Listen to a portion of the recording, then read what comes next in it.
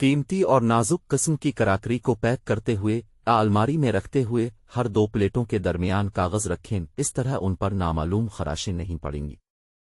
اگر pressure cooker کھولتے ہوئے اس کے اندر کا گرم مواد اب پر گر جائے یا کہیں سے بھی تھوڑی بہت جلد جل جائے تو اب صابن کی جھاگ اس جگہ پر لگائیں حتیٰ کہ اب کو سکون محسوس ہونے لگے۔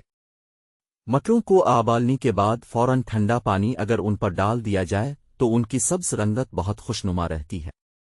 اگر بچے کے کینوس کے جوتے بہت بد رنگ ہو چکے ہیں تو آپ ایک کپڑے پر پینٹ کرنے والے رنگ سے جوتے پر دلکش نقش و نگار بنا دیں، وہی جوتا بچہ شوق سے پہننے لگے گا۔